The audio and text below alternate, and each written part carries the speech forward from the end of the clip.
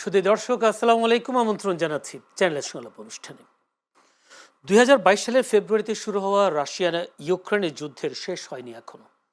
2023 সালের অক্টোবরে শুরু হওয়া ইসরায়েল ফিলিস্তিনি যুদ্ধের চলমান শান্তি চুক্তির মধ্যেও বিচ্ছিন্নভাবে ফিলিস্তিনে হামলা চালিয়ে যাচ্ছে ইসরায়েলি বাহিনী। মিয়ানমার জান্তা বাহিনীর সাথে আরাকান আর্মির যুদ্ধ চলমান রয়েছে দীর্ঘদিন। এর মধ্যে 26 ফেব্রুয়ারি পাকিস্তান আফগানিস্তানে হামলার পর দু দেশের মধ্যে চলছে আধিপত্যের লড়াই। আর শনিবার অর্থাৎ 28 ফেব্রুয়ারি যুক্তরাষ্ট্র ইসরায়েল একসাথে হামলা করে ইরানে। সেই হামলায় নিহত হন দেশটির সর্বোচ্চ ধর্মীয় নেতা আয়াতুল্লাহ আলী খামেনি, মেয়ে জামাই সহ প্রশাসনের কয়েকজন উচ্চ পর্যায়ের নিরাপত্তা কর্মকর্তা। বিশ্বের বিভিন্ন দেশের সরকার প্রধানরা এই ঘটনায় প্রতিক্রিয়া জানিয়েছেন। তবে বসে নেই ইরানও পাল্টা হামলা অব্যাহত রেখেছে।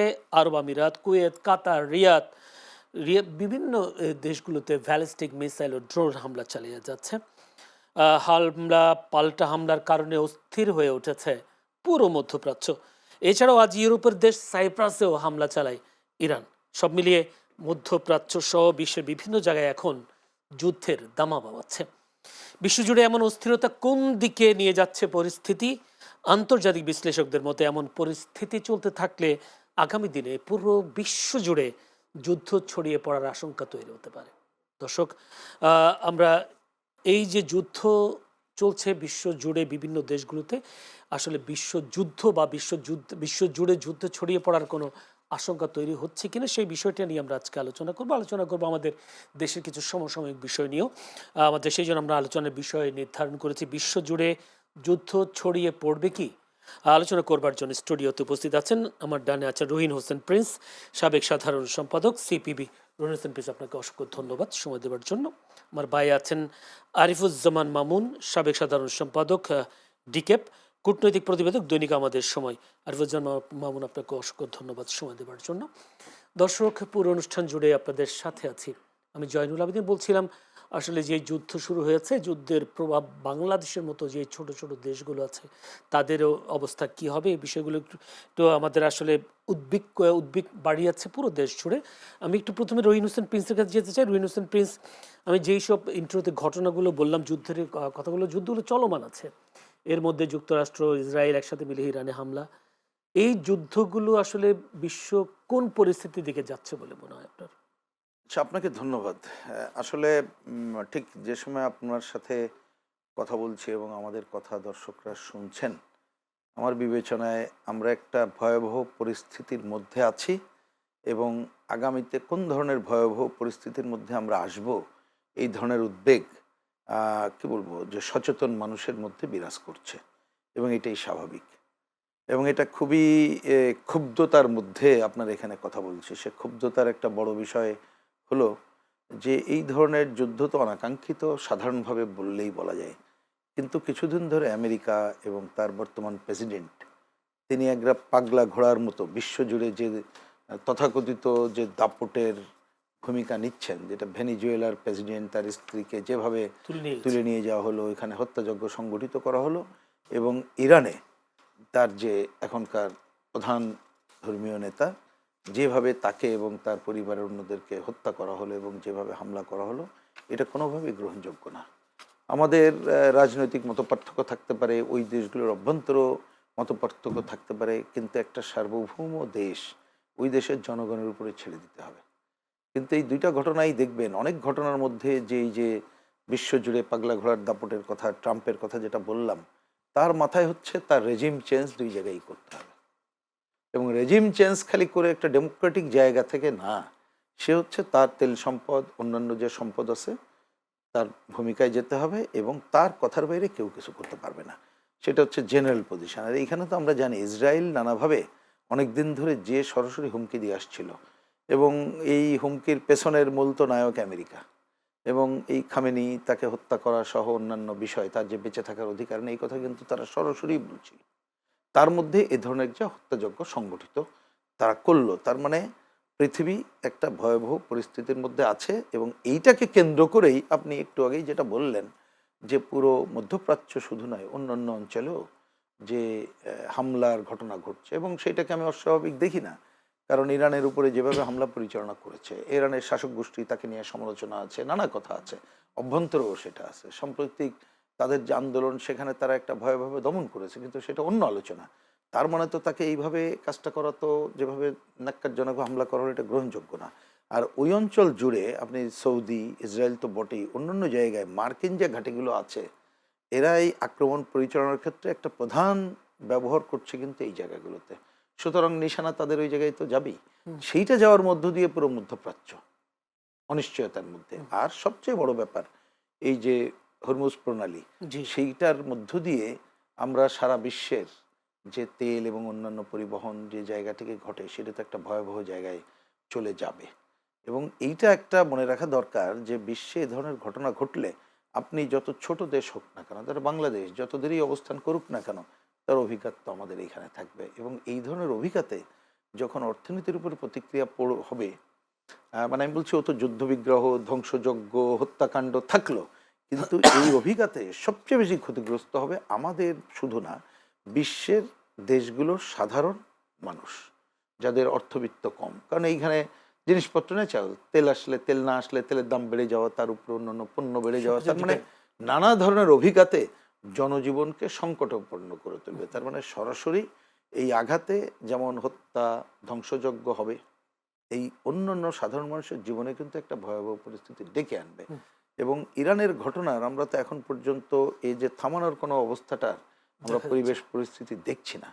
এবং ওইখানে যেভাবে দেখলেন স্কুল ছাত্র, কত প্রায় 150-র উপরে আমরা দেখলাম ইতিমধ্যে যে ঘটনাগুলো ঘটলো। আর সবচেয়ে বড় তো ওই যে বললাম, তাদের যে প্রধান নেতা, তাকে যে হত্যাযজ্ঞর ঘটনাগুলো, ইসরায়েল এইখানে কোনো তার যে দাপুটে পজিশন, এবং সেইটা সারা বিশ্বে অগ্রহণযোগ্য হলেও তারা এটা করে যাচ্ছে। এবং জাতিসংঘ এক ধরনের ঠুটোর জগন্নাথের মতোই তাদের দায়িত্ব পালন ওই অর্থে কিছুই করছে বলে মনে হয় না। সবচেয়ে বড় বিষয় হচ্ছে যে এই যে ট্রাম্পের যে উন্মাদনা, এই উন্মাদনা যেটা আপনিও আপনার এসে বললেন, সারা বিশ্বে যদি এই যুদ্ধবিগ্রহ ছড়িয়ে পড়ে, তাহলে এটা তো অলরেডি তা পড়ার তো সবই আলামত আমরা দেখছি, আরও সংকটে পড়বে। এইটা একটু বোঝার জন্য খালি বলে রাখি যে এর অভিঘাত অন্যান্য দেশের, সেটা নিশ্চয়ই পরে আলোচনা আমরা হয়তো আজকে এখানে একটু করতে পারি আমাদের দেশের পরিস্থিতিতে।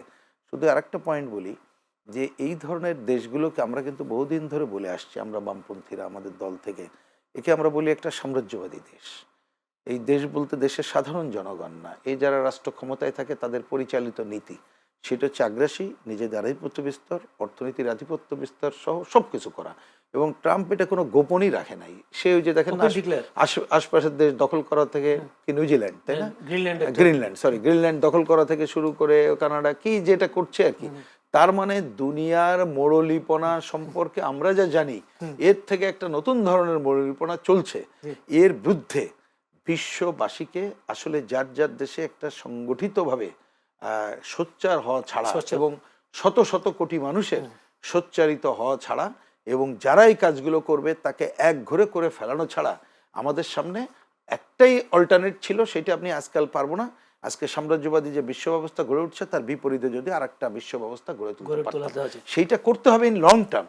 কিন্তু এখনই এদের বিরুদ্ধে সারা বিশ্বের বিবেকবান মানুষকে জাগ্রত হয়ে এটা যে কোনোভাবে এটাকে থামাতে হবে। ধন্যবাদ রহিন হোসেন প্রিন্স। আরিফুজ্জামান মামুন, আপনিও তো বেশ কূটনৈতিক প্রতিবেদক, যেহেতু কূটনীতিক অনেক প্রতিবেদন আপনি করেছেন, সেই হিসেবে আমি যদি রহিন হোসেন প্রিন্সের কথা ধরে, মোড়লিপনা, ট্রাম্পের যে মোড়লিপনা যদি বলি, পাগলা ঘোড়া, সে যে পাগলামো তিনি করছেন, মানে আধিপত্য বিস্তার, সাম্রাজ্যবাদী যে একটা বিষয় রয়েছে, ভাই একটু বলেছিলেন যে আসলে দমানো যায় কিনা, একটা প্যারালালিয়া অন্য একটি শক্তি তৈরি করা যায় কিনা, আসলে ট্রাম্পকে দমানোর মতো এরকম প্যারালাল শক্তি ওঠার পরিবেশ আপনি দেখেন কিনা? না, আমি নিকট অতীতে তো আমি দেখছি না যে এরকম কোনো শক্তি উঠতে পারে। তো আপনি যেটা বলছিলেন যে ট্রাম্পের যে পাগলামি বা আপনি দেখেন, আমরা একটু পিছনে চলে যেতে হবে। আমরা ইরানের কথা বলার আগে আমরা দেখবো যে ভেনেজুয়েলার প্রেসিডেন্ট মাদুরোকে উনি তুলে নিয়ে চলে গেলেন, স্ত্রী সহ। মানে একটা যুদ্ধের কিন্তু একটা নিয়ম আছে, নীতি আছে, মানে যাই কিছু করেন না কেন উনি কোনো নীতি মানেন না। কিউবাকে বন্ধুত্বপূর্ণ হিসেবে দখল করার কথা জি, এবং ওখানে ভেনেজুয়েলায় গিয়ে কিন্তু উনি ওনার দেশে তেল কোম্পানিগুলোকে ওখানে বসাই দিয়েছেন। এবং তার সাথে বড় কথা হচ্ছে উনি আরেকটা বিষয় করেছেন যে উনি আমেরিকা যে একটা সুপার পাওয়ার, এটা বোঝানোর জন্য উনি কিন্তু বাণিজ্য শুল্ক যেটা উনি ইচ্ছে মতো বাড়িয়ে কারোর উপর দিচ্ছে। 500%, কারোর উপর 100%, 200%, এগুলো কিন্তু উনি করছেন এবং উনি কোনো নিয়মের মধ্যে না থেকেও উনি এগুলো করছেন। উনি মনে করছেন এটা করা তার অধিকার আছে বা উনি পারেন এটা করতে, বা আমেরিকা পারে বা এরকম আর কি। তো সেই চিন্তাধারার বিপরীতে আপনি যখন প্রিন্স ভাই যখন বলছিলেন যে আরেকটা যদি শক্তি গড়ে উঠতো, সেটা হয়তো গড়ে উঠবে, কিন্তু আমি নিকট অতীতে দেখছি না যে গড়ে ওঠার মতো সম্ভাবনা তৈরি হয়েছে।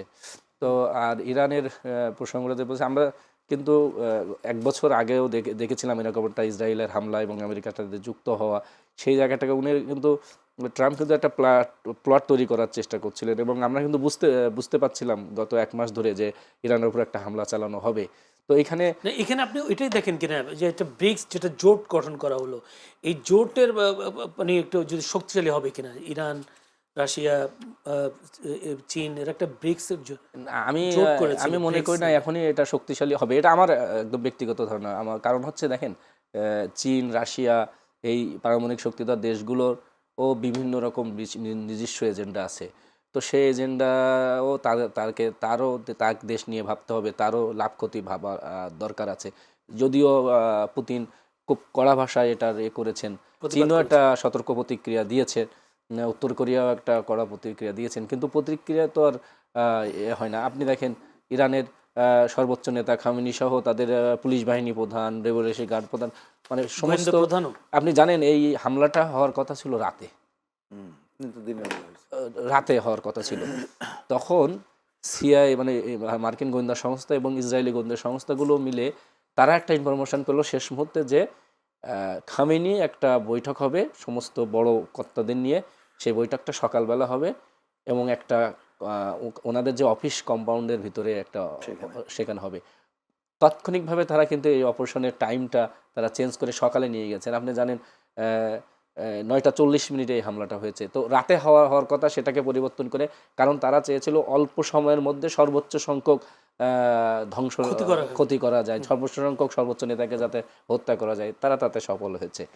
তো এই জায়গায় দাঁড়ায় দেখেন এই হামলাটা কাঙ্ক্ষিত ছিল। আমি আরেকটা জিনিস মনে করি যে এখানে ইরানের সর্বোচ্চ নেতাদেরও একটু অসতর্কতা ছিল, কারণ তারা তো জানতো যে একটা এরকম হামলা আসছে, কারণ দীর্ঘদিন ধরে বলা হচ্ছে। ট্রাম্প বলা হচ্ছিল যে এরকম হামলা হবে।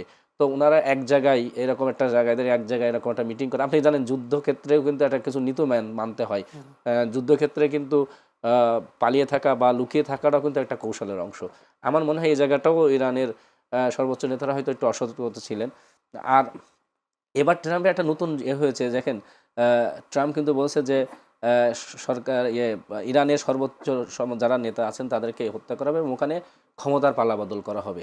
আমার মনে হয় ট্রাম্প সেই দিকে পাহলবিকে বসানোর একটা সেদিকে মানে এগিয়ে যাচ্ছেন এবং উনি এটা হয়তো করেই ক্ষান্ত হবেন। আমার মনে হয় না এটা আর কোনো আলোচনা বা এর মাধ্যমে, এবং ইরানও কিন্তু বলে দিয়েছে যে আর কোনো আলোচনা আমেরিকার সাথে হবে না।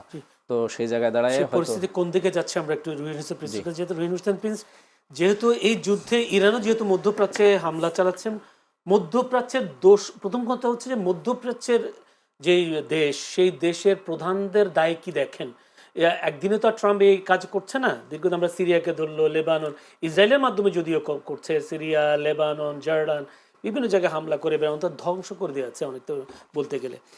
এই যে এখন মুসলিম দেশগুলো ঐক্যবদ্ধ হতে পারছে না, এখানে মুসলিম দেশগুলোর দায় কি দেখছেন? আরেকটা কথা আপনি একটু করে তোলার চেষ্টা করছেন, সেটা হচ্ছে মধ্যপ্রাচ্যের দেশগুলোতে আমাদের যে প্রবাসীরা রয়েছে, যে প্রবাসীরা, এই প্রবাসীদের ভবিষ্যৎ কি সামনের দিকটা? না, আপনি আপনার এই পয়েন্ট নির্দিষ্ট বললে দেখেন, এই আরবের যে অংশের কথা আমরা বলছি দীর্ঘদিন ধরে অনৈক্যই তাদের প্রধান।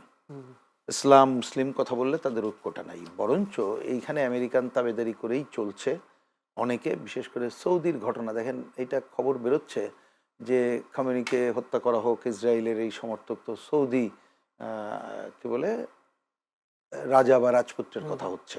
আমরা এখন অত সত্যতা জানি না, কিন্তু অঙ্ক মেলে যে সেই ধরনের কাজটাও তারা করছে, অর্থাৎ ইসরায়েলকে কেন্দ্র করে ওইখানে আপনি যে আরব দেশগুলো মুসলিমদের আধিপত্য, তার বাইরে আমেরিকার চাওয়া অনুযায়ী ইসরায়েলকে কেন্দ্র করে আধিপত্যেরই মদতদাতা হচ্ছে অধিকাংশ জায়গা।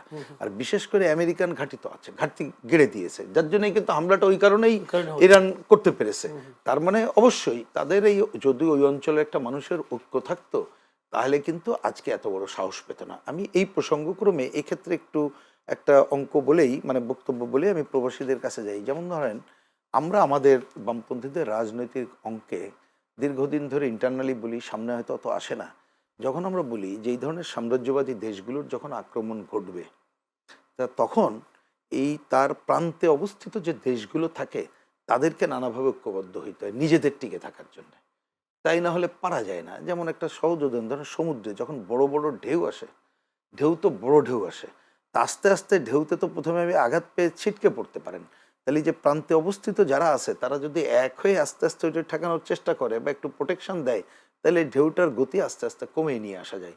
আরব দেশগুলো তো এই কাজটাই করে নাই। সুতরাং তাদের এই কাজটা নিজেদের ঐক্যবদ্ধ না থাকা, তাদের মদত দেওয়ার কারণেই আমেরিকা আজকে এই সুযোগটা পেয়ে গেল। এইটা নিয়ে কোনো দ্বিধাদ্বন্দ্বের জায়গা নেই, এটাই হচ্ছে বাস্তবতা আমরা দেখতে পাচ্ছি। আর এখানে আমি একটা বিষয়টা তো মধ্যপ্রাচ্যের দেশগুলো কি আবার ইরানের সাথে যুদ্ধে লিপ্ত হবে কিনা? আলটিমেটলি তো তাকে করতেই হবে। সে যখন ধরেন তার ঘাঁটি আক্রমণ করতে যে বুর্জ খলিফা অন্য অন্য জায়গায় করছে, তখন সে করবে। অলরেডি তারা করা শুরু করছে, এটা হয়ে যাবে। তার মানে এটা আভ্যন্তরীণ, আভ্যন্তরীণ বলতে দেশগুলোর অভ্যন্তরে পরস্পরের সেই জায়গাটা ঘটবে। আর আমি জানি না ইরানের শেষে কি করবে, কারণ তাদের যে পারমাণবিক অস্ত্র অন্য যে কথাবার্তা বলা হয় তার কি করবে জানি না। আমি দেখলাম যে আজকে তারা বলছে যে আমেরিকা এবং ইসরায়েল তার রেড যে বর্ডার এটা ক্রস করছে, এবং খুবই স্বাভাবিক তো। এবং ওইখানকার মানুষ দুইটা প্রতিক্রিয়া আছে দেখলাম, কারণ কিছুদিন আগে যে বিক্ষোভ হয়েছে তাতে এই শাসকদের বিরুদ্ধে একটা বিক্ষোভ আছে, কিন্তু সেটা সামান্য। এবার যেটা দেখলাম, এবং লক্ষ কোটি মানুষ রাজপথে নেমেছে এই ঘটনার প্রতিবাদে। সুতরাং তারাও যদি আরও অ্যাগ্রেসিভ হয় এবং এই ধরনের পর্যাপ্ত সমরস্ত্রর জায়গা যদি থাকে, তাহলে তো দুনিয়াটা আর এক ধরনের সংকটের জায়গায় চলে যেতে পারে। এইবার আসি যে আমাদের ইকোনমির কথা আমরা দুনিয়া জুড়ে বাদ দিয়েও যদি বলি, দেখেন মধ্যপ্রাচ্যে আমাদের অধিকাংশই তো বিদেশিরা থাকে, এবং এইটা একটা বিশেষভাবে মনে রাখা দরকার। ইউরোপের বহু দেশে একটু বিশেষ বলতে যারা বেশি অর্থবিত্তের মালিক, তারা কিন্তু থেকে ওই টাকাটা এদেশে পাঠায় না, ওই দেশে নিজেদের রাখে, অথবা এক দেশ থেকে আর এক জায়গায় যায়। একবার ইটালিতে গেল, তারপরে জার্মানি যাওয়া যায় কিনা, জার্মানি থেকে আমেরিকা, মানে এরকম একটা অঙ্ক করে ওই ওই জায়গাগুলোতে তার টাকা সংগঠিত করা। আর আমাদের সাধারণ মানুষ ইউরোপ সহ বিভিন্ন মানে এই আরব ইউরোপের অন্যান্য দেশ সহ যে জায়গায় থাকে, তারা কিন্তু কষ্ট করে থেকে টাকা পাঠায়। নিশ্চয়ই অনেকে এটা দেখেছেন, ব্যক্তিগতভাবে আমি বাহারাইন এটা দেখার সুযোগ হয়েছে, কি কষ্টে তারা থাকে।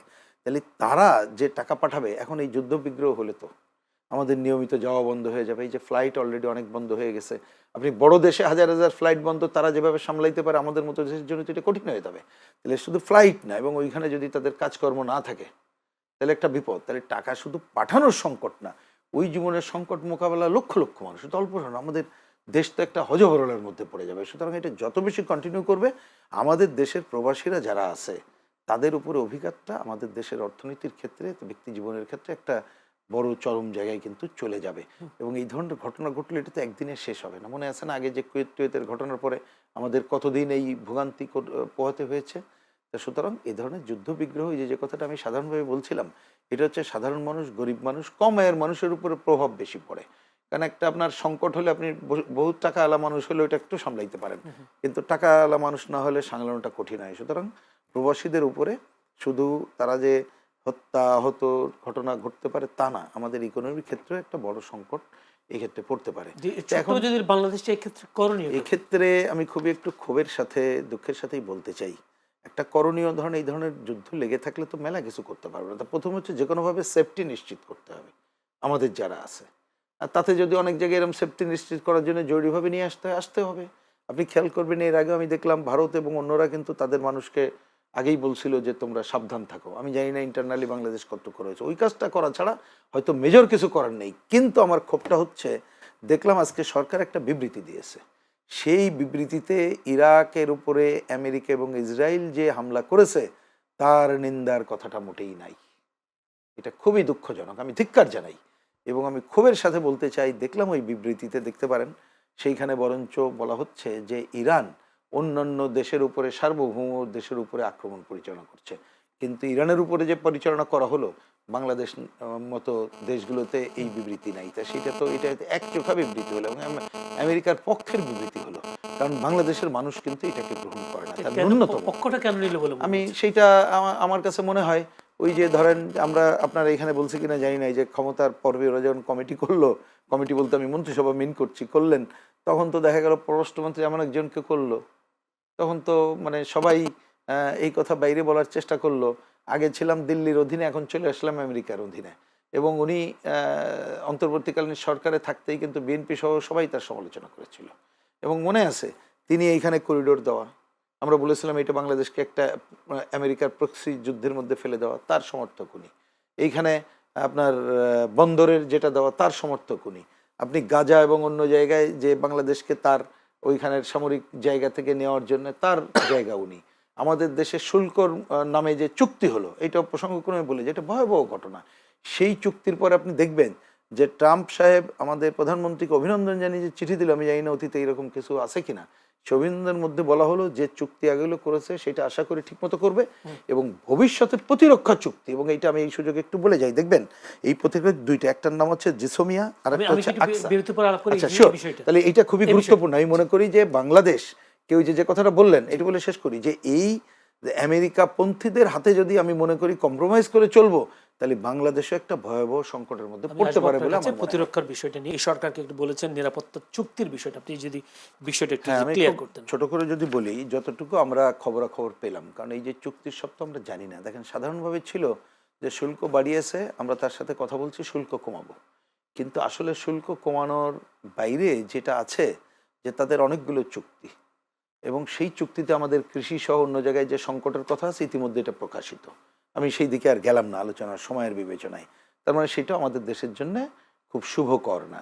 আমাদের যেমন ধরেন প্রসঙ্গক্রমে বলি, আমরা অনেক কিছু প্রযুক্তি এটা তো আমরা নেবই, কিন্তু আমরা নেব, আমাদের অনেক কিছু কিনতে হবে, কিন্তু আমাদের মতো দেশ কিনবো কোত্থেকে যেখানে আমি সস্তা পাবো, আমার সুবিধাজনক পাবো। কিন্তু তারা এমনভাবে চুক্তির মধ্যে আমরা আবদ্ধ করলো আমাদের গমও বেশি দামে কিনতে হবে, তেলও বেশি দামে কিনতে হবে। কিন্তু সবচেয়ে ডেঞ্জারাস যেটা, ওই যে বললাম ট্রাম্প সাহেবের চিঠিতে প্রধানমন্ত্রীকে শুভেচ্ছা জানানোর সময় তিনি বললেন তিনি আশা করেন যে বাংলাদেশ তার সাথে প্রতিরক্ষা চুক্তিতে যাবে। এখানে যতটুকু খবর বেরোচ্ছে দুইটা জায়গা তাদের আছে, একটা চুক্তির নাম জিসোমিয়া আর একটা হচ্ছে আকসা। এবং আমরা যতটুকু জানি এই চুক্তির বিষয়ে, যেমন জিসোমিয়া এই চুক্তি মানে হচ্ছে একটা সামরিক গোপনীয়তা রক্ষা করার চুক্তি। তার মানে আলটিমেটলি যে কথাগুলো বেরোচ্ছে যে আপনি আমেরিকার কাছ থেকে কি কিনবেন না কিনবেন এইটা যেমন গোপন রাখতে হবে, এবং আপনি অন্য অনেকের কাছ থেকে কিনতে পারবেন না। তার মানে আপনাকে এইটার মধ্য দিয়ে পুরো সামরিক জালের মধ্যে সে আবদ্ধ করে ফেলানোর কাজ চলে যাবে, এই একটা। আরেকটা হচ্ছে আকসা যে চুক্তি, সেটা হচ্ছে লজিস্টিক সহায়তার নামে যেটা করবে সেইটার পৃথিবীর অন্য দেশগুলোতে যেখানে আছে তাতে দেখা যায় আলটিমেটলি এটা সামরিক ঘাঁটির মতোই ব্যবহার যাতে করতে পারে। মানে এই চুক্তি বলবে যে তোমাকে এই লজিস্টিক সাপোর্ট দিলাম, কিন্তু তুমি আমাকে এই সুবিধা দিতে হবে, এই কাজগুলো করতে হবে। এবং এইটা একটু খেয়াল করলে দেখবেন ওই যে ভাইরা যে সাংবাদিক, আমার ধারণা ওনাদের আরও বেশি এগুলো খুঁজে বের করতে হবে, ওনাদের মাধ্যমেই তো খবর আমরা পাচ্ছি।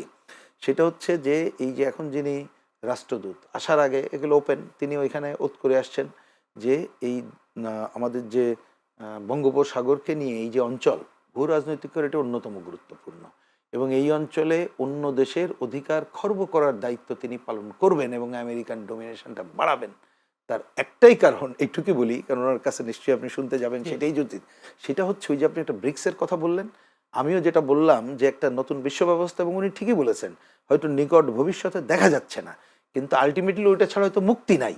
তাহলে এইটা একেবারে সহজ করে বললে একদিকে ডলারের আধিপত্যের মধ্যে আছি, সেইখানে যদি অন্য একটা আধিপত্য করতে পারি, আমি অর্থনীতি, ডলার মিনস অর্থনীতি, সেই আধিপত্য গড়ে তোলার জায়গা যাতে না যেতে পারে তারা কিন্তু সেই প্রচেষ্টা গ্রহণ করবে। তো সেই প্রচেষ্টা গ্রহণ করলে জানেন যে ব্রিক্সকে নিয়ে একসময় বাংলাদেশ এক ধরনের পজিটিভ পজিশনে আগাচ্ছিল, এবং আমাদের দিক থেকেও পজিশন হচ্ছে ডলারের বিপরীতে এই ধরনের অনেক আধিপত্য গড়ে তোলার জায়গায় যাওয়া জরুরি, ওইটাকে ঠেকানোর জন্য হইলো বা ব্যালেন্সের জন্য হইলো। তারা এটা যাতে না করতে পারি বাংলাদেশকে এইভাবে আষ্টেপৃষ্টে বাঁধতে চায়, এবং আমাদের পররাষ্ট্রমন্ত্রী সম্পর্কে প্রচণ্ড অভিযোগ হচ্ছে তিনি আলটিমেটলি তাদের সার্ভ করতে চায়। আমি জানি না আজকের এই বিবৃতি একেবারেই তার হাতে ড্রাফট কেনা, এবং পুরো কিন্তু দায়িত্ব সরকারকেই নিতে হবে, এটা বাংলাদেশের জনগণের আকাঙ্ক্ষার প্রতিফলন এখানে ঘটেনি। ধন্যবাদ, কথা পরিষ্কার। আরিফুজ্জামান মামুন, যদি ভেবে শুরু করে যুক্তরাষ্ট্র বাংলাদেশকে আষ্টে পৃষ্ঠে বাঁধার যে একটা চিন্তা ভাবনা, যে চুক্তির কথা যেটা বলা হচ্ছে যে নিরাপত্তা চুক্তি, যদিও ওই চুক্তির মধ্যে 14টি বোয়িং বিমান কেনার বিষয়টাও রয়েছে, আপনি কি মনে করেন কিনা এই ধরনের শক্তিশালী বা যে দেশগুলো আষ্টে পৃষ্ঠে কাউকে বাঁধতে চাইলে তাই সেখান থেকে বের হওয়ার কোনো উপায় আছে কিনা? আসলে আপনার যখন মানে নেগোসিয়েশন করার টুলস বেশি না থাকে তখন আপনার এই ধরনের এতে জড়িয়ে পড়তে হয়। এবং বাংলাদেশের ক্ষেত্রে তৃতীয় বিশ্বের একটি দেশ এবং একটি আমরা উন্নয়নশীল একটি দেশ, এই ক্ষেত্রে আরও বেশি সমস্যা আমরা ভুগি। আপনি যে চুক্তির কথা বললেন, দেখেন উনি মার্কিন যে রাষ্ট্রদূত এসছেন তার কথা বলেন, তার এজেন্ডা বা প্রত্যেক দেশের রাষ্ট্রদূত যখন আসেন তার একটা এজেন্ডা থাকে। উনি স্বাভাবিকভাবে আপনার দেশের রাষ্ট্রদূতও আরেকটা দেশে গিয়ে চাইবে বাংলাদেশের বাড়ুক, ইনফ্লুয়েন্স বাড়ুক সেই দেশে, বা এরকম এটা চায়, এটা দোষের কিছু না। এখন কথা হচ্ছে আপনি বাড়তে দিবেন কিনা, একটা স্বাধীন দেশ হিসেবে আপনি বাড়তে দিবেন কিনা। সেই জায়গায় দেখেন আমরা কিন্তু এইভাবে যদি বলে বাড়তে দেওয়ার মতো শক্তি আমার আছে কিনা, বাড়তে না দেওয়ার মতো শক্তি না দেওয়ার শক্তি আছে না আছে কিনা, সেটা একটা বিষয়। কারণ হচ্ছে আপনাকে অনেকগুলো কারণে আমেরিকার উপর নির্ভরশীল থাকতে হবে। আপনার অনেক পোশাক খাতের বড় একটা মার্কেট আমেরিকা, তারপর হচ্ছে অনেক পণ্য, আমাদের পণ্যর বাজার আমেরিকা। স্বাভাবিকভাবেই আমাদের তো তাদের কথা আমরা কিন্তু মাত্র কয়েকদিন আগেই কিন্তু চীনের সাথে একটি সামরিক ড্রোন নির্মাণ এতে প্রযুক্তি সহায়তা চুক্তি করেছি। এটা কিন্তু এক ধরনের সামরিক চুক্তি, এবং এটা যদি এইটা আমরা বাস্তবায়ন যখন হবে, এটা বাংলাদেশ অনেক বেশিভাবে লাভবান হবে। মানে সীমান্ত নজরদারি সহ ড্রোন, যে সামরিক ড্রোনগুলো হবে, তো এটা একটা প্রযুক্তি হস্তান্তর একটা চুক্তি, এবং এটা বাংলাদেশেই হবে এই কারখানাটা, এবং এই ড্রোন বাংলাদেশ উৎপাদন করবে এবং বাইরেও এটা রপ্তানির সুযোগ আছে। তো সেই জায়গায় দাঁড়িয়ে আপনি যে শুল্ক কমানোর জন্য বলছিলেন, দেখেন শুল্ক কমাইলে কিন্তু বাড়ালে কিন্তু আমাদেরই হতো। তখন আমরা নেগোসিয়েশন করার চেষ্টা করেছি, এবং এই নেগোসিয়েশনের মূল ভূমিকা পালন করেছেন বর্তমানে যে পররাষ্ট্রমন্ত্রী। উনি বহুবার গেছেন, আমরা অনেক নিউজ করেছি, বৈঠক হয়েছে। আমরা এক ধরনের হচ্ছে গম কিনা, তারপরে বিমান কিনা থেকে, এবং তার বিনিময়ে আমরাও অনেক সুযোগ সুবিধা পেয়েছি। দেখেন আমেরিকা তার স্বার্থ চেষ্টা করেছে, আমরা আমাদের স্বার্থগুলো মানে যতটুকু অক্ষুণ্ণ রেখে করার চেষ্টা করেছি। আপনি বললেন না, ছোট দেশ হওয়ার কারণে আমাদের নেগোসিয়েশন টুলস বেশি না থাকার কারণে আপনার মাত্র 3টা মনে করেন পণ্য আছে, নিতে পারবেন বোয়িং বা আপনার যদি আরও অনেক রকম ব্যবসা বাণিজ্য থাকতো, হয়তো আপনি আরও বেশি নেগোসিয়েশনের সুযোগ পেতেন। সেই জায়গায় দাঁড়িয়ে তবে এটা যে ওই যে বললাম না যে ট্রাম্পের এক ধরনের আগ্রাসী যে মনোভাব, মানে আমি সেরা বা আমেরিকা, ওইটার একটা প্রতিফলন। এবং এই যে ইরানের উপরে যেটা হচ্ছে, বাংলাদেশ শুধু না, অনেক দেশের উপরে আপনি ইন্ডিয়াকে একেবারে শুল্ক করে দিয়ে একেবারে নাস্তানাবুদ করে ফেলেছে, এটা আপনি জানেন। কিন্তু বাংলাদেশ কিন্তু না, সব দেশকে চুক্তি করতে হয়েছে, তার সাথে বিভিন্ন ধরনের চুক্তি করতে হয়েছে। সুতরাং বাংলাদেশও সেখানে একটা চুক্তি করেছে। এখন ওই যে আপনি দুইটাই যে ডিফারেন্স দেখেন কিনা, যে বাণিজ্যিক স্বার্থ হাসিল করা আর আষ্টে পৃষ্ঠে বাধা, এই দুইটার মধ্যে আপনি কি পার্থক্য? আমরা আষ্টে পৃষ্ঠে বাধা পড়বো, এটাই তো স্বাভাবিক। কারণ আপনি তো, আমি বললাম না আপনাকে, যখন থাকবে নেগোসিয়েশনের টুলস কম থাকবে, আপনার উপাদান কম থাকবে, তখন তো আপনি আষ্টে পৃষ্ঠে বাধ্য হবেন। আপনি আপনার স্বার্থ দেখবেন না চুক্তি করার সময়, যাতে আপনি বেশি স্বার্থ পান, বেশি পার্সেন্টেজ পান, এটাই হচ্ছে তো ওই যে বোয়িং কিনা বা আমরা কিন্তু কিনতে চাচ্ছিলাম ফ্রান্স থেকে এয়ারবাস। তো তখন থেকেই কিন্তু এই ইয়ারবাস যাতে না কেনা হয় বা এরকম একটা চলছিল। সেই জায়গায় দাঁড়িয়ে ট্রাম্পের এই শুল্ক নীতির আন্ডারে এসে আমরা এখন বোয়িং কিনতে বাধ্য হচ্ছি। তো এটা তো বোঝা যায়, এটা বাণিজ্য একটা বিষয়, অনেক বড় ধরনের একটা বাণিজ্য। আমেরিকার সাথে বিশ্বের প্রায় সব দেশেরই এরকম বাণিজ্য আছে। আপনি তো তারা আমাদেরকে আষ্টে পৃষ্ঠে বাধা চেষ্টা করছে, আমাদেরও চেষ্টা করা উচিত যে নিজেদের স্বার্থে বজায় রেখে কতটুকু আমরা আমাদের স্বার্থকে হাসিল করতে পারি, নিজেদের এটাকে বজায় রেখে এটা করা উচিত। আর একটা বলছিলেন যে এই যে একটা বিবৃতি যে বাংলাদেশ সরকার দিয়েছে, মানে পররাষ্ট্র মন্ত্রণালয় থেকে একটা বিবৃতি, এটা দেখেন আমরা মুসলিম দেশ হিসাবে আমাদের যে আবেগ বা অনুভূতির জায়গা, সেই জায়গায় দাঁড়িয়ে এই যে বিবৃতিটা অনেকের হয়তো মনোভূত হয়নি। কারণ হচ্ছে ওইখানে কিন্তু উদ্বেগ জানানো হয়েছে এবং দুই পক্ষকেই সংযম প্রদর্শনের কথা বলা হয়েছে আলাপ আলোচনার মাধ্যমে, যাতে এটা দীর্ঘমেয়াদী আরও না হয়। আপনি প্রবাসীদের একটা কথা বলছিলেন, দেখেন গত 3 দিনে যে ফ্লাইট বন্ধ হয়েছে, এইখানে কিন্তু বেশিরভাগ সব শ্রমিক ছিল যারা যেতে পাচ্ছেন না। তারা আদৌ যেতে পারবেন কি না, তাহলে এই যে শ্রম মার্কেট আমরা হারাচ্ছি, এই যে লোকগুলো যেতে পাচ্ছেন না, হাজার হাজার লোক, তো এগুলো তো আমাদের এক ধরনের ক্ষতি। কারণ উনি যেটা বললেন যে রেমিটেন্স কিন্তু পাঠাই এই শ্রমিক শ্রেণী। আমি এই যে দুবাই, কাতার, কুয়েত, পুরো মধ্যপ্রাচ্য। বাহরাইন আমি গিয়েছি, রিয়াদে গিয়েছি, এই সব জায়গাগুলোতে আমি দেখেছি যে সত্যিকার অর্থে যারা একদম শ্রমিক তারাই টাকাটা পাঠায়, আর যারা ধনী তারা ব্যবসা করে অন্য দেশের সাথে, মানে বাংলাদেশের সাথে তাদের কোনো ওইভাবে তারা করেন না। তো সেই জায়গায় দাঁড়িয়ে বাংলাদেশ তো রেমিটেন্স থেকে, আর যে বলেন ইরানের সাথে কিন্তু আমাদের ওইভাবে খুব বড় ব্যবসা নাই। কারণ কি জানেন, ইরানের উপর আমেরিকার নিষেধাজ্ঞা থাকার কারণে আমরা যে অর্থ লেনদেনের অসুবিধা হয়, আমরা কিন্তু ঘুরে ব্যবসা করতাম, তাও রপ্তানি, ওদেরকে আমরা পোশাক রপ্তানি করতাম বেশিরভাগ সময়, সেটা হচ্ছে 114 কোটি টাকার মতো। এটা ইরানের সাথে বেশি না মাত্র। সামান্য। কিন্তু আমরা দুবাই থেকে প্রথম আমাদের পোশাক যাই মেড ইন বাংলাদেশ দুবাইয়ের কোম্পানি আবার ইরানে করে। তো সেই জায়গাটাও আমরা হারাবো। প্লাস হচ্ছে যে হরমুজ প্রণালী যেটা বললেন, এটা যদি বন্ধ হয়, আমাদের তেলের জাহাজগুলো যদি ঘুরে আসতে হয়, স্বাভাবিকভাবে আপনাদের তেলের দাম বেড়ে যাবে। তো একটা তেলের বাজার আবার ইতিমধ্যে $100 অবশ্যই অতিক্রম করেছে। তো সেই যেগুলো জায়গায় দাঁড়িয়ে আমরা আশা করতে পারি, বা বিশ্ব যারা মোড়ল আছেন তারা তাদের সুবুদ্ধি উদয় হবে এবং এই যুদ্ধটা হয়তো বন্ধ হবে। ধন্যবাদ রহিম হোসেন প্রিন্স। এই বিষয়টা আসলে ইরানের সাথে আমি যখন রাশিয়ার হাতে ইউক্রেনের যুদ্ধ লাগে তখন দেখেছি ইরানকে ড্রোন দিতে দেখেছি, হেল্প করতে দেখেছি। চীনও বেশ সরব ছিল আর কি রাশিয়ার সাথে। এখন কি মনে হচ্ছে ইরানের সাথে রাশিয়া চীন তারাও কি এগিয়ে আসবে বলে মনে হয়? যদি উত্তর কোরিয়াও বলেছে যে তারা এগিয়ে আসবেন, আপনার কি মনে হয় রাশিয়া চীন যদি এগিয়েও আসে তাহলে পরিস্থিতি আর কোন দিকে যাবে? না, আমাকে যদি বলেন প্রথমে আমরা এগিয়ে আসা কোনটা প্রত্যাশা করব, যেটা ভাই যেখানে শেষ করলেন, আমরা প্রথমে হচ্ছে যুদ্ধটা এনিহাউ বন্ধ চাই। এই জায়গাটা করতে হবে, তার যাতে অভিঘাত না ঘটুক। কারণ এইখানে জয় পরাজয় সবচেয়ে হচ্ছে ওইখানে কি হলো, তার থেকে বড় হচ্ছে অভিঘাতগুলো সাধারণ মানুষের মধ্যে পড়বে এবং আমাদের মতো দেশগুলো বিপদাপন্ন হবে। আমাদের এমনি মানুষ সংকটে, আমাদের দেশের মধ্যে মানুষ জানেন প্রান্তিক মানুষ কি সংকট আছে, সেইটা আগে চাই। তা আমি সেই প্রত্যাশা করব যে ওই যে দেশগুলোর নাম বললেন তারা তো অন্যতম ক্ষমতাধর, এরা অনেকেই ইতিমধ্যে আরও অনেক দেশও নিন্দা করেছে। এমনকি আমরা বলি ওই পুঁজিবাদী কাঠামোর মতো অনেকগুলো দেশও তারা করেছে, নরওয়ে থেকে শুরু করে অনেক দেশ দেখলাম। খোদ যুক্তরাষ্ট্র তো বিক্ষোভ, জনগণের বিক্ষোভ কিন্তু এটা কারেক্ট। আমি তো দেখি বাংলাদেশে যত মানুষ বিক্ষোভ করবো তার থেকে আমেরিকা লন্ডনে বিক্ষোভ করবো, এটা আগে হয়েছে, করবে। তাহলে আমি মনে করি যে প্রথমে তারা যুদ্ধ বন্ধের জন্য এগিয়ে আসুক, সেটা আমাদের প্রত্যাশা থাকবে জাতিসংঘ সহ। এই ব্যাপারে আমাদের কোনো দ্বিধাদ্বন্দ্ব নেই। আমরা কালকে ওইটা করে সবাই শেষ হোক, ওরা বাজে মানুষ, ওটার পয়েন্টে যাচ্ছে না, এইটা জরুরি। সাধারণভাবে অবজারভেশন বলতে পারি সেটা রাশিয়া অলরেডি তো তারা তাদের সহায়তামূলক কাজের মধ্যে আছে, যদিও ইউক্রেন যুদ্ধের মধ্য দিয়ে তাদের একটা নাস্তানুবোধ অবস্থা, এটা কিন্তু বোঝাই যায়। কারণ ওরা যাই বলুক না কোনো ঘটনাচক্রে, আমি গত বছরই তো একটা প্রোগ্রামে দ্বিতীয় বিশ্বযুদ্ধের ওই যে ফ্যাসিবাদ বিরোধী বিজয়ের 80 বছরের একটা প্রোগ্রামে গেছিলাম। যাওয়ার পরে মস্কোতে দেখলাম যে তাদের ওইখানে এমনকি ক্রেডিট কার্ড সহ অনেক কিছু, ফেসবুক টেসবুক বন্ধ। তাহলে ঘটনাটা কি, যুদ্ধের অভিঘাতটা স্বাভাবিক।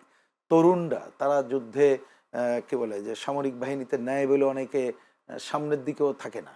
মানে আমি বলি যে তাহলে ইন্টারনেট একটা যুদ্ধের অভিঘাত কিন্তু ওদেরও পড়ে। সুতরাং নর্মাল পরিস্থিতি তারা হয়তো যত সহায়তা করতে পারতো ততটুকু পারবে কিনা আমি সন্দেহ করি। চীন তো অলওয়েজ তার একটা ভিন্ন পজিশন নিয়ে চলে, তার বিজনেস অনেক কিছু ধরি মাছ নাসুই পানি এরকম হয়তো থাকে। কিন্তু আমি ধারণা করি যে তারা যে কোনোভাবে হোক, চীন, রাশিয়া এবং আরও অনেকে, তারা মানে ইরানের এ ধরনের হামলার বিরুদ্ধে অবস্থান নেবে। পয়েন্ট সেটাই, এই জায়গায় অবস্থান নেবে। আর একটা অবস্থান, এটা আমি আশা করি দৃঢ়তার সাথে নেওয়া দরকার। কারণ ইরানে বলেছি যে কোনো দেশের শাসক গোষ্ঠী অত্যাচারী, স্বৈরাচারী যাই ঘটুক না কোনো, দেশের জনগণের উপরে ছেড়ে দিতে হবে, তারাই করবে। ওই রেজিম চেঞ্জ মানে রেজা শাহ পাহলভিকে 79-এ যেভাবে উৎখাত করা হলো, তার ছেলেরা এসে আবার বসবে এবং সে বলতেছে আমার সব রেডি। আর ট্রাম্পও বলতেছে যে আমি তো পরিস্থিতি করে দিছি, তুমি এখন তোমার কাজটা করো। তার মানে এই যে প্রত্যক্ষ মদদে এই ধরনের অগণতান্ত্রিক ঘটনা এই লং টার্ম এটা ভালো হয় না। আপনি সিম্পল আলোচনা আমরা করছি না, কিন্তু আফগানে দেখলেও কিন্তু দেখবেন ওটা কিন্তু শেষ মুহূর্তে ওই সুযোগটা হয় না ওই ধরনের কারোর ক্রীড়ানক হিসাবে কেউ যদি দায়িত্ব পালন করে।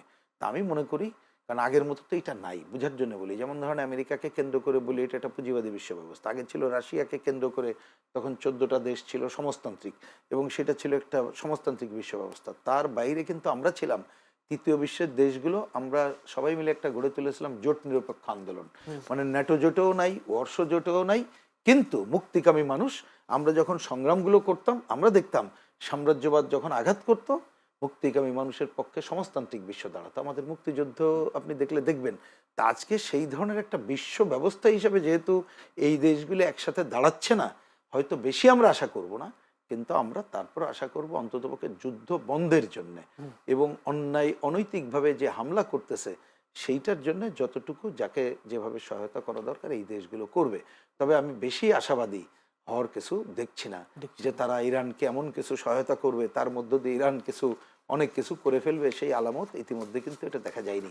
একটা ছোট্ট গুরুত্বপূর্ণ কথা বলে শেষ করি, ভাই এখানে উল্লেখ করছেন কথা তো ঠিকই, যে তারা সকালবেলায় মিটিংটা করলো, এই ধরনের যুদ্ধের তো কতগুলো ব্যাপার আছে, সেইখানে অভ্যন্তরে কি সিআইএ এজেন্টের পরিমাণ এরকম সব তারা খবর পেয়ে চলে গেল? এইগুলো কিন্তু তারা করে, আমরা জানি, আমাদের দেশেও খবর আমরা পাচ্ছি। ভেনেজুয়েলাতে একই ঘটনা। তার মানে ঘরে ঘরে আজকে এই ধরনের অপশক্তি আছে। সেইটা কথাটা এই জন্য বললাম, আমাদের মতো দেশ যেখানে সংকটের মধ্যে, যেমন উনি সব পজিশন থেকে বললেন যে আমাদের যখন নানা ধরনের উইপেন্স থাকে না, এগুলো করার আমাদের আর থাকে না, উনি কারেক্টলি অ্যাপ্রোচ করেছেন। কিন্তু একটা দেশের স্বাধীনতা সার্বভৌমত্ব রক্ষার জন্যে আমাদের দেশের জনগণকে ঐক্যবদ্ধ রেখে আমাদের যতটুকু পারি সে তো রক্ষার চেষ্টা করতে হবে। সেক্ষেত্রে আমি একটু প্রশ্ন করে রাখি যে যদি এই ধরনের শক্তিধর দেশগুলো কাউকে আষ্টে পৃষ্ঠে বাঁধার চেষ্টা করলে সেখানে দেশপ্রেম কতটা তার এর বিরুদ্ধে শক্তিশালী হতে পারে? না, আমি মনে করি একমাত্রই দেশপ্রেম পারে ভাই, অন্য কিছু পারবে না। আমি প্রসঙ্গক্রমে একটু ছোট করে বলি, কারণ আমি জানি না কত সময় পাবো, একদিন কথা বলি। শোনেন, 1 মিনিট একটা কথাই শেষ করি। দেখেন, আমেরিকার পাশে একেবারে কিউবা একটা ছোট দেশ। কিউবা সম্পর্কে অনেকে হয়তো জানেন, আমি গত 2-3 বছর আগেই সারা বিশ্বের প্রতিনিধিরা ছিল, আমেরিকার কমিউনিস্ট পার্টির প্রতিনিধি ছিল, ইসরায়েলের কমিউনিস্ট পার্টির প্রতিনিধি ছিল, আরব দেশের প্রতিনিধি ছিল, সমস্ত দেশের 104টা দেশের প্রতিনিধির উপস্থিত একটা সভায় আমি গেছিলাম আমার দেশের প্রতিনিধিত্ব করার জন্য। তারা ঠিকই ইকোনমিতে বিরাট বিপদে আছে, কারণ তাদের উপরে যে ধরনের আক্রমণ কোভিডের সময়, ওইখানে আপনি কি বলে যে ট্যুরিস্ট ছিল না, কিন্তু তারপরে আছে কেন জানেন? যে কোনো সংকটেরও জনগণের কাছে খোলামেলা বলে, কম খেতে পারছি বলে, তারা শিক্ষা আর চিকিৎসাটা ঠিক রেখে অন্য জায়গাগুলো প্রায় রেশন সিস্টেম করতেছে। একমাত্র আছে যে কোনো ঘটনায় আমি দেখেছি রাষ্ট্রপতি থেকে শুরু করে জুনিয়ররা জনগণের কাছে যায়। আমি একই চেয়ারে দেখেছি, আমি রাষ্ট্রপতি ভবনে প্রোগ্রামে দেখলাম যে সেম চেয়ার, কমিউনিস্ট পার্টির কেন্দ্রীয় অফিসের সেম চেয়ার, এবং চেয়ারটা মিনিমাম 20 বছর পুরনো, পাল্টায়নি, কিন্তু পাল্টাচ্ছে শিক্ষা এবং ওই জায়গায় যায়। তার মানে বলছি দেশপ্রেম জাগ্রত করে তারা তাদের রক্ষা করতে পারছে। সেইটুকু না করতে পারলে এইখানে দালালের জন্ম হবে এবং নিজের ক্ষমতা রক্ষা করার জন্য দেখবেন এই দালালিটাই প্রধান। ধন্যবাদ, যেটা সার্বভৌমত্ব আরো ক্ষুণ্ণ করবে। আরিফুজ্জামান মামুন, এই প্রসঙ্গে আপনি কিছু বলতে চান কিনা? যদিও আমরা দেখেছি দেশপ্রেম যদি হয় বা একসাথে সবাই যদি ঐক্যবদ্ধ হয়, যে কোনো কাউকে সরানো যায়, সেই ইতিহাস তো আমাদের তৈরি হয়েছে, যেটা আমরা দেখেছি 5 আগস্টে। এখন আপনি কি মনে করেন, যদি আমেরিকার মতো শক্তিধর দেশগুলো যদি আমাদের আষ্টে পৃষ্ঠে বাঁধতে চায়, আমাদের দেশপ্রেম কতটা তাদের বিরুদ্ধে শক্তিশালী উঠতে পারবে বলে মনে হয়? এটা হচ্ছে দেশপ্রেমটা তো অনেক দিনের চর্চার বিষয়। দেশপ্রেম তো একদিনে গড়ে ওঠে না, বা একটা সমাজের ভিতরে দেশপ্রেমটা জাগ্রত করতে হয়। প্রিন্স ভাইদের মতো কিছু মানুষদেরকে দায়িত্ব নিতে হয় যে এই দেশপ্রেমটা জাগ্রত করার জন্য। আপনার দেশপ্রেম বেশ একরকম, আমার কাছে দেশপ্রেমটা আর একরকম। এই সব দেশপ্রেমগুলো যখন একই মোহনায় মিলিত হবে, তখনই আপনি একটা কঠিন সিদ্ধান্ত নিতে, শাসক শ্রেণী তখন তো একটা কঠিন সিদ্ধান্ত নিতে মানে উৎসাহ বোধ করবে যে না, এটা আমার দেশের পক্ষে না। কিন্তু আমাদের নিজেদের ভিতরেও একটা দ্বিধাদ্বন্দ্ব আছে বা বিভক্তি আছে, দেশপ্রেমের রকমফের আছে। তো এই কারণে এটার সাথে রহিম হোসেন প্রিন্সের একটা কথা যুক্ত করতে চাই, সেটা হচ্ছে কিউবাতে উনি যা দেখে আসছেন, যিনি বললেন যে সবার একই চেয়ার, সবাই মানে নিজেদের স্বার্থটাকে সংকুচিত করেছে, বাট দেশের মানুষকে শিক্ষা স্বাস্থ্যের দিকে এগিয়ে সে সম্প্রসারণ করেছে। এই বিষয়টা, এই ধরনের বিষয়গুলো বাংলাদেশে দেখা যাবে কিনা? আমি বলি দেখা যাবে না সেটা না, কিন্তু কিউবার পরিস্থিতি বা তার বাস্তবতা একরকম, বাংলাদেশের পরিস্থিতি বাস্তবতা আরেক রকম। তো এটাই স্বাভাবিক। তো এইগুলো আপনাকে বিচারের মধ্যে নিতে হবে। কারণ আপনি খুব দেশপ্রেমিক হয়ে বললেন যে না, আমি আমেরিকার সাথে কোনো ধরনের চুক্তিতে যাব না, আমার দেশের এর সাথে, তো সেটাও যেমন অবাস্তব, আবার ইগনোর করার সুযোগ তো নাই। না, আমেরিকার মতো একটা শক্তিকে ইগনোর করার শক্তি আমাদের অন্তত নাই, এটুকু আমি মনে করি। প্রিন্স ভাই তো আমার সাথে একমত হবেন। কিন্তু এই যে বিষয়টা হচ্ছে যেটা, যে জনগণের স্বার্থকে যতটুকু পারা যায় অক্ষুণ্ণ রেখে আমাদের এই দেশগুলোর সাথে আমাদের ডিল করাটা আমাদের মনে হয় সবচেয়ে সেই বড়। মেধাভিত্তিক ডিল করবার জন্য আমরা কতটুকু উপযুক্ত সেটাই আমি আপনার কাছ থেকে একটু জানতে না, আমরা বাঙালি মেধাবী, হ্যাঁ, বাংলাদেশের মানুষ অনেক মেধাবী। হয়তো পরিবেশ পরিস্থিতির কারণে অনেক কিছু করতে হয়। প্রিন্স ভাইদের মতো মানুষরা আছেন যারা রাষ্ট্র পরিচালনা করছেন, তাদের ভিতরেও অনেক মেধাবী মানুষ আছেন, নিশ্চয়ই প্রিন্স ভাই এটা অস্বীকার করবেন না। কিন্তু ওই যে পরিস্থিতি বা সুযোগ বা দল সঠিক সময়ের যদি দল সমর্থনের কারণে এরকম মেধাবী লোকদেরকে আমরা কি জায়গা দেই বা এটা তো ইতিহাস কি তাই বলে? এটা তো একটা ভিন্ন আলোচনা, হ্যাঁ, যে দলগুলো মেধাবীদের দিচ্ছে কিনা সেটার সাথে এই বিষয়গুলো রিলেট করা যাবে না। এটা আবার ভিন্ন আলোচনা। যদি অন্য কোনো দিন সুযোগ থাকে তখন হয়তো আলোচনা করা যাবে যে রাজনৈতিক দলগুলোর ভিতরে মেধাবীরা জায়গা পাচ্ছে কিনা, সেটা আবার ভিন্ন আলোচনা বা ভিন্ন কিন্তু বাংলাদেশে মেধাবী আছে, অনেক দেশপ্রেমিক মানুষ আছেন, যার কারণে বাংলাদেশটা এখনো বাংলাদেশ হিসেবে টিকে আছে। না হলে বাংলাদেশ হিসেবে টিকে থাকতো না। অসংখ্য ধন্যবাদ। আসলে আমার কাছে সময়ও কম। রবিউল হোসেন প্রিন্স, আপনাকে অসংখ্য ধন্যবাদ সময় দেওয়ার জন্য। আরিফুজ্জামান মামুন, আপনাকে অসংখ্য ধন্যবাদ সময় দেওয়ার জন্য। দর্শক, এতক্ষণ ধরে আসলে যে এই বিষয়গুলো নিয়ে আলোচনা করছিলাম, এখন বিশেষ করে আমাদের মতো তৃতীয় বিশ্বের এই দেশগুলোতে বেশ উদ্বেগ বাড়িয়েছে। বিশেষ করে সারা বিশ্বের বেশ কয়েকটি দেশে এখন যুদ্ধ চলছে, রাশিয়া, ইউক্রেন, মিয়ানমার, সেই সাথে পাকিস্তান, আফগানিস্তান, একেবারে আমাদের পার্শ্ববর্তী দেশের মধ্যে এইসব যুদ্ধগুলো কি প্রভাব পড়তে পারে আমাদের অর্থনীতিতে? যদি বলি মধ্যপ্রাচ্যে আমাদের যে প্রবাসী আছে তারাও বা তাদের আয় রোজগারের কি প্রভাব পড়তে পারে, কুপ্রভাব পড়তে, সেই বিষয়গুলো নিয়ে আলোচনা দুজন বিজ্ঞ লোক আলোচনা করবার চেষ্টা করেছে। আমরা যা চাই যুদ্ধ বন্ধ হোক, শান্তি প্রতিষ্ঠা পাক, সেই প্রত্যাশায় আজকের মতো, যেহেতু আজকের আলোচনা আপনারা ছিলেন, আপনাদেরকেও প্রাণঢালা অভিনন্দন, শুভেচ্ছা জানাচ্ছি। সেই সাথে আগামী দিন অর্থাৎ আগামীকাল একই সময়ে চ্যানেলের সংলাপ অনুষ্ঠানের দেখার আমন্ত্রণ জানিয়ে আজকের মতো এখানে শেষ করছি। ভালো থাকবেন সবাই।